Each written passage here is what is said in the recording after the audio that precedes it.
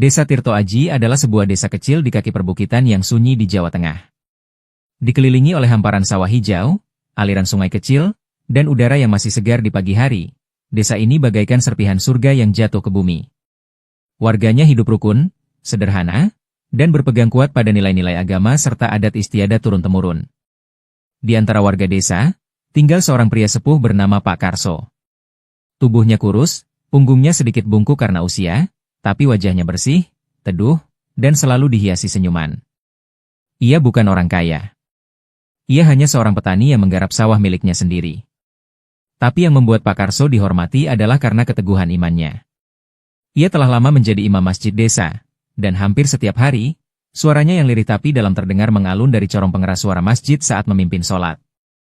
Pak Karso tinggal bersama seorang pemuda bernama Indra, yang dikenal masyarakat sebagai anaknya.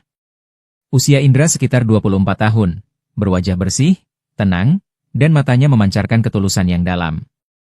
Sejak kecil, Indra sudah terbiasa mendengar lantunan ayat suci dan nasihat-nasihat dari Pak Karso. Ia tumbuh menjadi pemuda soleh, rajin sholat 5 waktu, istiqomah membaca Al-Quran, dan sopan santun pada siapapun, bahkan pada anak-anak kecil di desa sekalipun. Meski kehidupan mereka jauh dari kemewahan, rumah kayu sederhana yang mereka tinggali selalu terasa hangat. Sebuah surau kecil berdiri tak jauh dari rumah mereka, dan disitulah kadang Indra membantu mengaji anak-anak desa. Tapi sejak beberapa bulan terakhir, Indra menerima tawaran untuk mengajar agama di sebuah sekolah dasar di desa sebelah. Gajinya tak seberapa, namun Indra tak pernah mengeluh. Setiap hari ia berjalan kaki menempuh jarak 2 kilometer, berangkat pagi dan pulang saat matahari mulai condong ke barat. Dalam hati, ia selalu bersyukur karena masih bisa menebar ilmu dan memperbaiki akhlak generasi muda. Namun, kedamaian itu perlahan terusik. Semua berawal dari seorang warga desa bernama Pak Joko. Ia adalah pria parubaya yang dulunya dikenal hidup kekurangan. Rumahnya kecil, kayunya mulai lapuk, dan sawah warisan orang tuanya pun sudah lama dijual. Namun tiba-tiba, hanya dalam hitungan minggu, hidup Pak Joko berubah drastis. Ia merenovasi rumahnya menjadi bertingkat 2, dindingnya dipenuhi batu alam mahal, bahkan memasang keramik mengilap dari luar negeri. Ia membeli sepeda motor besar dan kemudian mobil mewah berwarna hitam mengkilap yang tak pernah terlihat sebelumnya di desa itu. Tak lama setelah itu, ia membuka toko bangunan besar di pinggir jalan desa, dan anehnya, pembelinya selalu ramai, seolah rezeki mengalir deras tanpa henti. Warga Tirto Aji tentu saja heran dan penasaran, tapi hanya bisa berbisik-bisik. Beberapa orang menyangka Pak Joko mendapatkan warisan, yang lain menduga ia menang lotre. Tapi semuanya tetap bungkam, karena Pak Joko kini terlihat berbeda. Sikapnya berubah menjadi dingin, dan senyumnya terasa kosong. Matanya sering sayu, dan ia jarang terlihat berbaur dengan warga seperti dulu. Pak Karso adalah satu-satunya orang yang tak hanya heran, tapi merasa ada yang tidak beres. Malam itu, selepas Isya, Pak Karso berjalan sendirian dari masjid menuju rumah. Angin berhembus lembut, tapi terasa menusuk hingga ke tulang. Saat melewati rumah Pak Joko, langkahnya terhenti. Hidungnya mencium sesuatu yang aneh, bau dupa yang tajam dan pekat. Bukan dupa biasa, tapi semacam dupa ritual, dengan wangi keras bercampur bau kayu terbakar dan bunga busuk. Pak Karso memicingkan mata. Dari celah jendela rumah Pak Joko yang tertutup tirai tebal, terlihat cahaya kemerahan berpendar, seperti pantulan api kecil. Namun tak ada suara orang berbicara, tak ada tawa, hanya suara gamelan lirih, mengalun pelan seakan dari dunia lain. Nada-nadanya ganjil, lambat dan memutar, seperti pusaran yang menarik hati yang mendengar. Pak Karso merapatkan jaket tuanya, mencoba tetap tenang. Tapi tiba-tiba, bayangan hitam melintas cepat di balik jendela. Tingginya tidak seperti manusia biasa. Gerakannya kaku, tapi jelas, seolah sedang mengintai dari balik tirai. Pak Karso memejamkan mata sejenak, membaca istighfar, lalu melanjutkan langkah. Jantungnya berdetak lebih cepat dari biasanya. Keesokan harinya, warga mulai membicarakan hal serupa. Malam itu aku lewat depan rumah Pak Joko Mas, baunya kayak kemenyan busuk. Aku langsung merinding. Kata Bu Sari, penjual sayur, saat sedang menyusun cabainya di pasar kecil desa. Aku juga lihat loh, waktu malam Jumat kemarin. Ada suara kayak orang nangis pelan dari dalam rumah itu. Ujar Pak Warto, yang rumahnya hanya berjarak 3 rumah dari Pak Joko. Tapi anehnya, setiap kali ditanya langsung, Pak Joko hanya tersenyum datar dan berkata, "Itu cuma dupa penyegar ruangan. Saya suka wangi-wangian, apa salahnya?" Namun warga pun tahu, bau itu bukan bau wangi-wangian biasa. Desas-desus mulai menyebar. Beberapa warga mengatakan sering melihat burung gagak bertengger di atap rumah Pak Joko saat fajar. Ada pula yang bersumpah melihat seseorang berpakaian serba hitam masuk rumah itu tengah malam, tapi tak pernah keluar hingga pagi. Pak Karso mengamati semua dengan tenang, namun kecurigaannya tumbuh. Ia tidak mau gegabah. Tapi sebagai orang yang sejak muda belajar ilmu agama, ia tahu, tidak semua yang tak terlihat itu tak nyata. Ia mulai menyelipkan doa-doa khusus dalam syalatnya. Ia juga menyuruh Indra jangan dekat-dekat rumah Pak Joko, dan bila lewat, hendaknya banyak membaca istighfar dan ayat kursi. Indra menurut, meski tak terlalu paham apa yang sedang dipikirkan ayahnya. "Pak Joko sekarang aneh ya?" tanya Indra suatu malam. Pak Karso hanya mengangguk pelan. Orang yang tiba-tiba kaya, tapi tidak jelas sumbernya, bisa jadi sedang menyembunyikan sesuatu yang besar, Indra. Kita jaga diri saja. Jangan ikut campur dulu. Tapi di balik sikap tenangnya, Pak Karso mulai menaruh perhatian khusus. Ia mencatat, diam-diam, pola keanehan di rumah Pak Joko. Setiap malam Jumat, bau dupa muncul. Selalu dari pukul 11 hingga menjelang subuh. Kadang terdengar suara tangisan, kadang suara tertawa perempuan yang menggema dari dalam rumah. Tidak pernah ada tamu terlihat datang, tapi suara-suara itu selalu muncul. Suara yang tidak bisa dijelaskan oleh logika manusia. Dan entah kenapa, sejak keanehan itu muncul, semakin banyak anak-anak di desa yang sakit secara tiba-tiba. Demam tinggi, mimpi buruk, dan mengigau di malam hari. Salah satu anak bahkan sempat berkata bahwa ia melihat nenek tua tanpa muka duduk di sudut kamarnya. Pak Karso tahu, semua ini bukan sekadar kebetulan.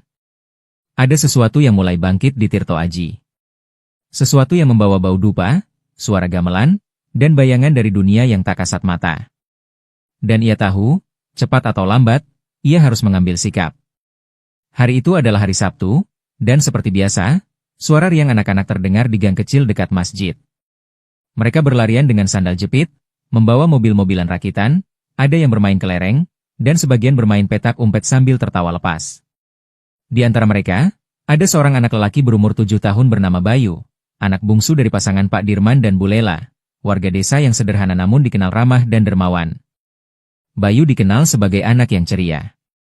Kulitnya sawo matang, matanya besar dan lugu.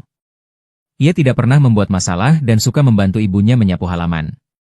Hari itu, ia bermain lebih lama dari biasanya karena libur sekolah. Ia terlihat terakhir kali bermain mobil-mobilan dari bambu bersama dua temannya, di gang kecil yang tak jauh dari rumah Pak Joko. Saat senja mulai merayap, satu persatu anak pulang. Tapi Bayu tidak kunjung kembali. Awalnya, Bu Lela mengira anaknya masih bermain.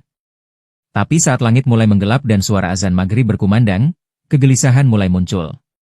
Ia menyusuri gang-gang kecil, memanggil nama anaknya, menanyai teman-temannya. Tapi tak satupun yang tahu di mana Bayu.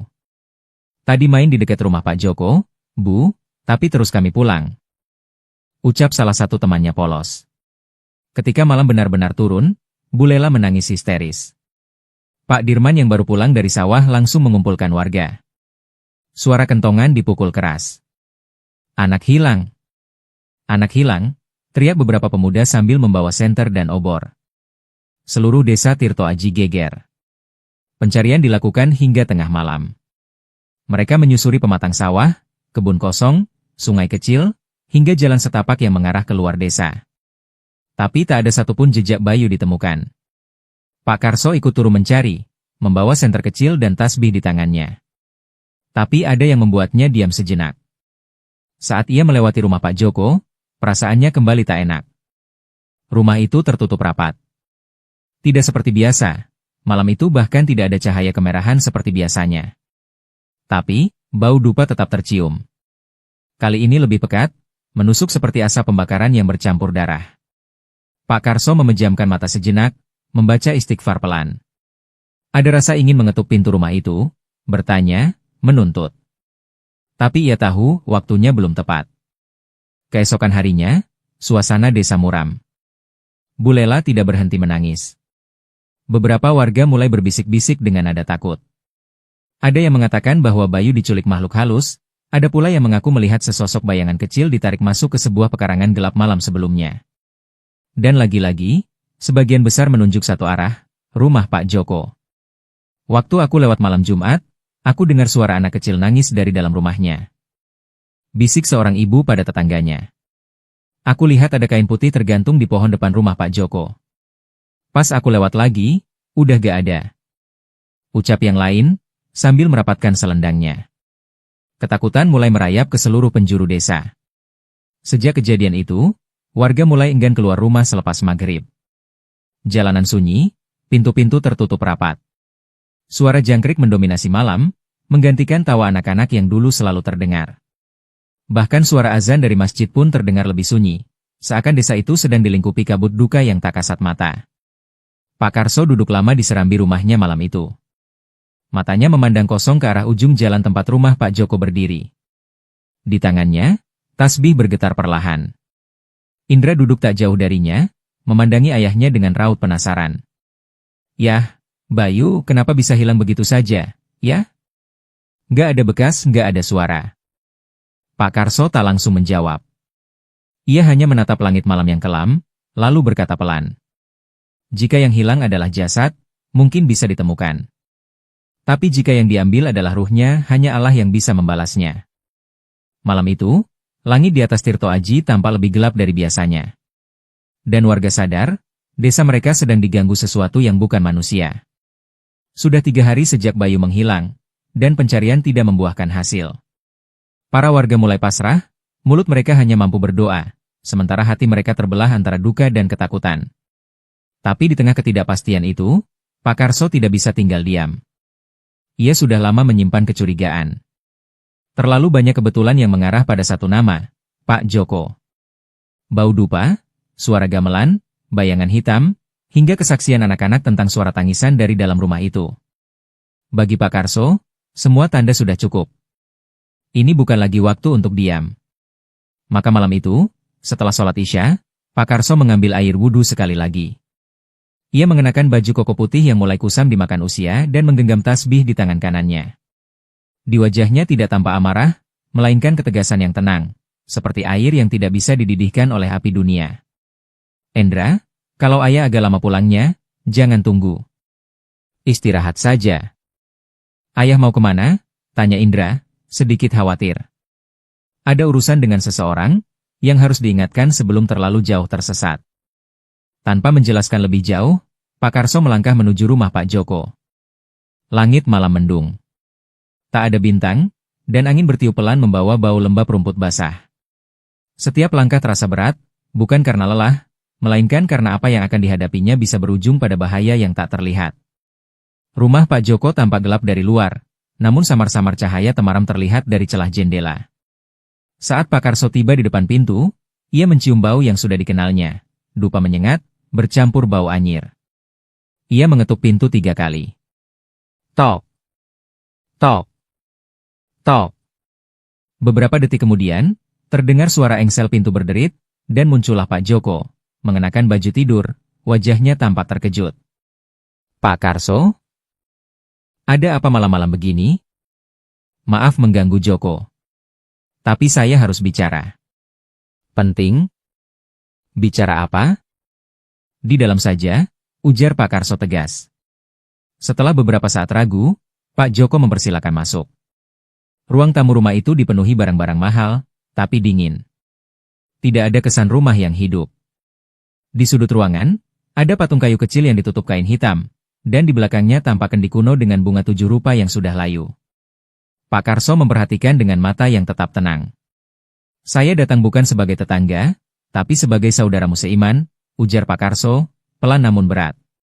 "Apa maksudnya, Pak?" Pak Joko duduk, tapi mulai gelisah. "Saya tidak bisa berpura-pura lagi. Banyak keanehan yang terjadi sejak kamu kaya mendadak, Joko. Rumahmu bau dupa tiap malam Jumat. Anak-anak sakit. Suara aneh, bayangan dan sekarang, Bayu hilang. Saya tahu, kamu tahu apa yang sedang terjadi. Hati-hati bicaramu Pak Karso," ujar Pak Joko, nadanya mulai meninggi. "Kalau ini hanya tuduhan tanpa bukti. Saya tidak butuh bukti duniawi. Yang saya tahu, jika kamu bermain-main dengan pesugihan, maka kamu sedang menggali lubang untuk neraka. Bertobatlah, Joko. Kembalilah. Masih ada waktu sebelum semuanya terlambat. Pak Joko berdiri. Matanya memerah, wajahnya berubah menjadi penuh kemarahan. Keluar dari rumah saya. Sekarang juga. Jangan bawa-bawa agama ke sini. Kau pikir kau siapa? Hanya imam tua dari desa kecil ini. Pak Karso tidak gentar. Ia bangkit perlahan, memandang Pak Joko lurus-lurus. Saya tak akan memaksa. Tapi ketahuilah, kamu sedang dalam jalan yang akan menelanmu bulat-bulat. Dan jika benar Bayu menjadi tumbal, maka dosamu lebih berat dari darah yang menggenangi bumi. Bertobatlah sebelum kematian menjemput lebih dulu. Pak Joko mengepalkan tangan, hampir seperti ingin memukul. Tapi tangannya gemetar sendiri. Aura Pak Karso terlalu tenang, seolah ada sesuatu yang menahannya. Akhirnya, Pak Karso melangkah keluar, tanpa menoleh lagi. Pak Joko berdiri dalam diam. Nafasnya memburu. Keringat dingin mengucur di pelipisnya. Ia menutup pintu, tapi hatinya tidak tenang. Kata-kata Pak Karso terngiang di telinganya, membakar rasa takut yang selama ini ia tekan. Malam itu, Pak Joko tak bisa tidur. Ia mondar-mandir di ruang tengah. Ia tahu, jika sampai ritualnya terbongkar, akan berakhir segalanya. Ia telah berutang terlalu besar pada makhluk yang tidak kelihatan. Ia tidak bisa mundur. Menjelang tengah malam, ia mengambil jaket, menyelinap keluar rumah, lalu menyusuri jalan setapak menuju pinggiran hutan sebelah utara desa. Ia berjalan cepat, masuk ke lorong bambu yang gelap, hingga tiba di sebuah gubuk tua yang nyaris tak kelihatan oleh mata manusia biasa. Di dalamnya, duduk seorang pria renta, bertelanjang dada, rambutnya putih kusut, matanya kosong namun tajam seperti serigala kelaparan. Di sekelilingnya terdapat tengkorak ayam, dupa menyala, dan sesajen menghitam. Dukun pesugihan. Kau datang tergesa, Joko, gumam sang dukun tanpa membuka mata. Ada masalah. Seorang tua, imam masjid. Dia mulai mencium semuanya. Dia bisa menggagalkan semuanya kalau dibiarkan. Namanya? Pak Karso. Dukun itu membuka matanya perlahan, lalu tersenyum miring. Giginya ompong, lidahnya menjulur menjilat bibir. Kalau begitu, karena tumbal pertamamu sudah kuterima, maka mari kita tambahkan satu lagi. Tapi, dia kuat secara batin. Saya takut. Kalau begitu, biarkan jin pesugihan yang akan mengambil tubuhnya perlahan. Dan pada waktunya, ia akan lumpuh, dan mati seperti daun layu. Pak Joko diam. Tapi hatinya seperti berteriak. Ia tahu, ia baru saja mengorbankan seseorang yang tak bersalah demi kekayaan yang tak akan bertahan selamanya. Tapi ia terlalu dalam, untuk bisa kembali. Beberapa malam setelah pertemuan gelap itu, suasana desa Tirto Aji mulai berubah.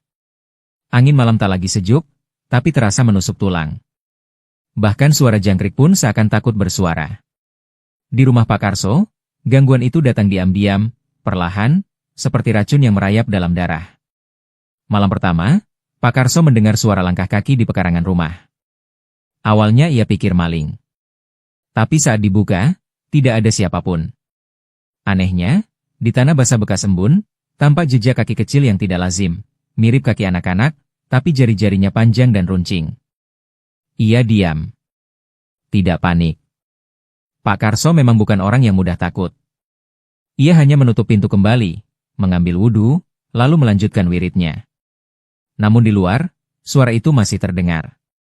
Langkah-langkah kecil mengelilingi rumah, seakan makhluk itu sedang menunggu kelengahan. Malam kedua, gangguan semakin nyata. Saat Pak Karso tengah membaca Al-Quran di ruang tamu, lampu mendadak padam. Angin menerobos masuk dari celah jendela yang sebelumnya tertutup. Dalam gelap, terdengar suara anak kecil tertawa pelan, lalu berubah menjadi tangis menyayat. Indra yang saat itu belum tidur, keluar dari kamarnya dengan wajah tegang. Ayah, itu suara apa? Jangan takut, Endra. Itu bukan dari dunia kita.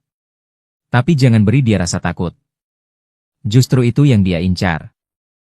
Pak Karso memegang tangan Indra, lalu memimpin bacaan ayat-ayat ruqyah. Tapi saat mereka membaca surah Al-Baqarah ayat 255, kursi di sudut ruangan tiba-tiba terjungkal sendiri. Dan saat lampu kembali menyala, di dinding rumah mereka tergores tulisan samar seperti cakaran, lafal yang bukan Arab, tapi tampak kuno dan mengancam. Malam ketiga menjadi titik balik. Pak Karso bangun tengah malam, keringat dingin membanjiri tubuhnya. Ia merasakan dadanya seperti ditekan batu besar. Nafasnya berat.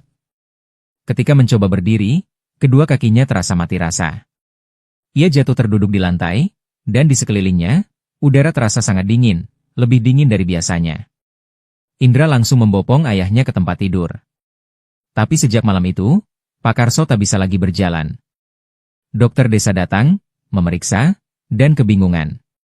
Tidak ada tanda stroke. Tidak ada pembekuan darah. Tapi tubuh bagian bawah Pak Karso seperti lumpuh tiba-tiba tanpa sebab medis. Di malam keempat, Indra bermimpi. Dalam tidurnya, ia melihat ayahnya duduk di tengah sawah gelap, dikelilingi oleh makhluk-makhluk hitam bertanduk, dengan mata merah menyala. Di antara mereka, ada satu sosok yang mengenakan jubah putih kelabu, tinggi, wajahnya kabur seperti asap, tapi tersenyum sinis menatap Indra dari jauh. Ayahmu sudah ditandai, suara itu bergema dalam mimpi. Ia mengganggu urusan kami. Maka ia harus dibungkam. Kau anak yang baik, jangan ikut campur. Indra terbangun dengan nafas terengah, tubuhnya berkeringat dingin. Ia langsung berwudu dan melaksanakan sholat malam. Tapi dalam hati, ia tahu bahwa yang dihadapi ayahnya bukan sekadar sakit biasa, ini adalah teror gaib. Sementara itu, di rumah Pak Joko, dukanya adalah kebalikan dari ketenangan. Ia mulai dihantui oleh perasaan bersalah, namun terlalu dalam terikat pada kekuatan hitam. Ia datang lagi ke gubuk sang dukun untuk menanyakan kenapa Pak Karso belum mati. Tapi dukun itu hanya tertawa. Jiwa yang dekat dengan Tuhan tak mudah direnggut. Tapi jangan khawatir, dia akan melemah pelan-pelan. Lalu saat waktunya tiba, tubuhnya akan jadi wadah bagi jin penjaga. Kau tinggal duduk manis, Joko. Hari-hari berikutnya, rumah Pak Karso berubah sunyi. Ia hanya bisa duduk atau berbaring. Tubuhnya lemah, tapi hatinya tetap menyala dalam doa. Mulutnya tak berhenti berzikir, meski rasa sakit menjalari punggung hingga ke dada. Indra yang dulu sering mengajar di desa sebelah, kini nyaris tak bisa meninggalkan rumah. Ia merawat ayahnya, sambil berusaha mencari petunjuk. Namun, gangguan tak berhenti. Tiap malam, terdengar suara langkah di atap, ketukan di jendela, dan kadang suara adzan dari arah yang salah. Bukan dari masjid, tapi dari arah sungai. Indra mulai yakin, apa yang mereka hadapi adalah kekuatan pesugihan. Dan jika benar begitu, maka ini bukan hanya soal penyembuhan, tapi perang antara cahaya dan kegelapan. Malam itu, angin berhembus lembut dari arah utara. Langit cerah tanpa bintang, dan udara terasa ganjil, seolah menahan sesuatu yang tak kasat mata. Di dalam rumah yang sederhana itu, Indra tertidur di samping ayahnya yang masih terbaring lemah. Ia lelah. Sudah 5 malam berturut-turut ia tidur dalam ketakutan, dikepung gangguan gaib, tapi tetap bertahan dengan zikir dan sholat malam. Dalam tidur lelapnya, Indra bermimpi. Tapi mimpi itu bukan mimpi biasa. Ia berada di tengah hamparan padang luas, gelap, hanya diterangi satu cahaya dari atas, seperti sorotan rembulan putih pekat yang turun diam-diam. Di depannya, muncul seorang sosok tinggi besar, bersorban putih dan berjubah panjang menyentuh tanah. Wajahnya tidak terlihat jelas, namun pancaran cahaya dari tubuhnya terasa menenangkan. Sosok itu tidak berjalan, melainkan melayang mendekat, perlahan, anggun. Saat ia berdiri di hadapan Indra, suaranya menggema, tidak keras, namun masuk langsung ke dalam hati. Wahai pemuda yang hatinya terang, apa yang kau hadapi bukan kekuatan manusia. Tapi engkau tak sendirian, jika engkau sanggup membersihkan dirimu dan menundukkan hawa nafsumu. Indra menunduk dalam mimpi, tubuhnya gemetar. Apa yang harus aku lakukan, Tuan? Tanyanya lirih. Tirakat, 5 hari 5 malam. Mutih. Zikir tanpa henti. Bersihkan batinmu, karena hanya hati yang suci bisa menerima warisan cahaya. Seketika, angin dalam mimpi itu bertiup kencang. Jubah sosok itu berkibar. Lalu semuanya menghilang. Indra terbangun dengan nafas memburu. Keringat mengalir deras di keningnya, tapi jiwanya terasa ringan. Ia tahu, ini bukan mimpi biasa. Ini petunjuk. Keesokan harinya, tanpa menunggu keraguan datang, Indra mulai bertirakat. Ia berpuasa mutih, hanya makan nasi putih dan air putih, tanpa garam, tanpa lauk. Saat malam datang, ia tidak tidur. Ia duduk bersila di kamar, membaca zikir berulang-ulang, sekuat tenaga, sekuat jiwa. Malam pertama terasa panjang. Kantuk menyerang, tubuhnya lemas, apalagi setelah siang hanya menelan 2 suapan nasi. Tapi Indra bertahan. Ia tahu, ayahnya sedang dilumpuhkan perlahan oleh kekuatan kelam. Dan hanya kekuatan suci yang bisa mematahkannya. Malam kedua datang lebih berat. Angin di luar rumah berdesir keras. Beberapa kali lampu kamar mati hidup sendiri. Jendela bergoyang, bahkan sempat terbuka meski sudah dikunci. Tapi Indra tak gentar. Ia membaca ayat kursi, lalu melanjutkan zikirnya. Malam ketiga, suara tangisan terdengar dari dapur. Seperti suara anak kecil yang menangis tertahan. Tapi Indra tidak bangkit. Ia hanya berkata pelan, "Aku tahu itu bukan manusia. Pergilah, kau tak bisa mengusik rumah ini lagi." Malam keempat, tubuhnya menggigil. Tapi ia mulai merasakan sesuatu. Setiap kali zikir dilafalkan, dadanya terasa hangat. Sesuatu yang berbeda. Suasana kamarnya seperti menyala, walau lampu tetap redup, tapi ada rasa damai dalam batinnya. Hingga akhirnya, malam kelima tiba. Sekitar pukul 3 dini hari, saat zikir sudah melewati ratusan kali, cahaya putih menyelimuti ruangan. Indra memejamkan mata, tubuhnya kaku, namun tak merasa takut. Sosok bersorban putih kembali datang. Kali ini, wajahnya terlihat.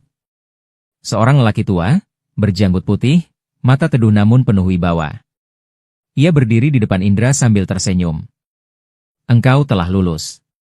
Hati dan jiwamu kini bersih. Maka terimalah ini." Dari balik sorbannya, sosok itu mengeluarkan sebuah tasbih kecil. Terbuat dari kayu hitam mengilap, namun terasa hangat saat disentuh. Tasbih itu tidak terlihat mewah, tapi setiap bijinya tampak berpendar lembut, seperti mengandung cahaya dalamnya. Tasbih ini bukan senjata, tapi perisai. Gunakan saat hatimu gentar, dan jin akan terpental. Tapi ingat, kekuatan utamamu bukan di benda ini, tapi pada zikirmu. Indra menerima tasbih itu dengan kedua tangan.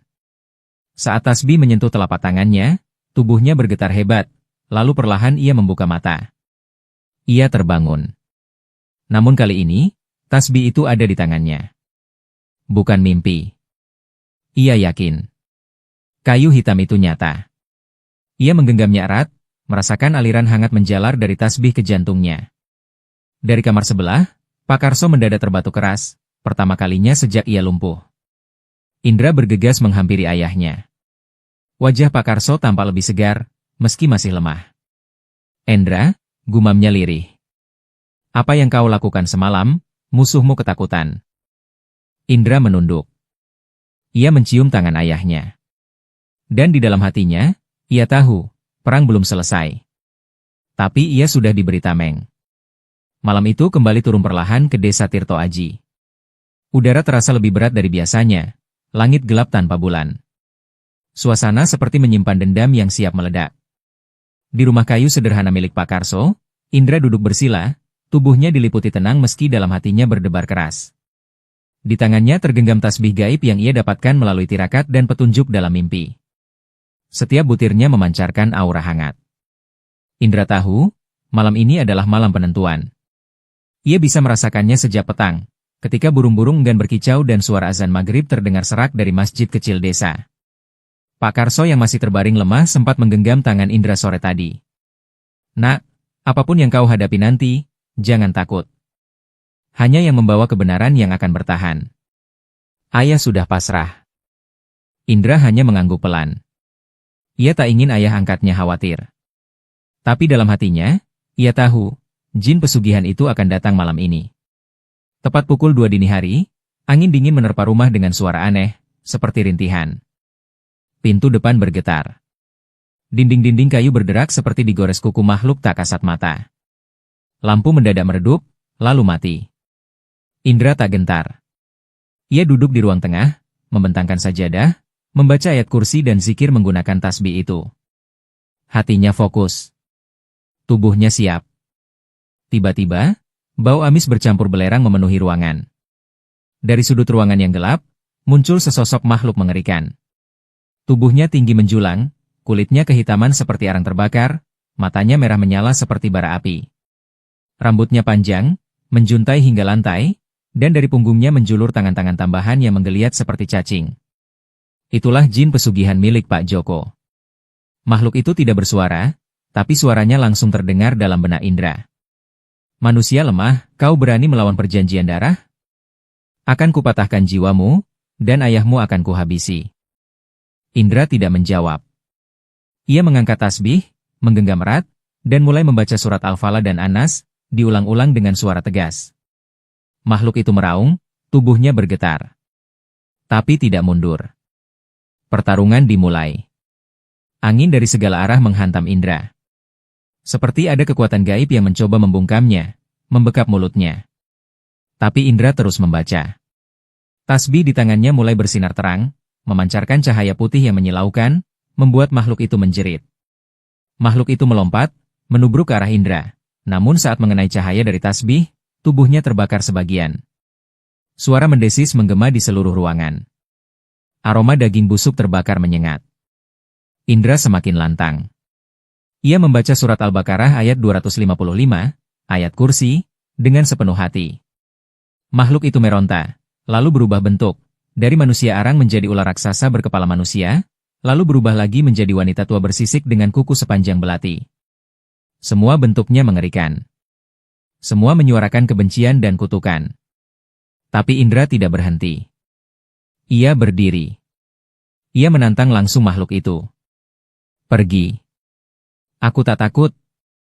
Dengan nama Allah yang Maha Perkasa, aku mengusirmu.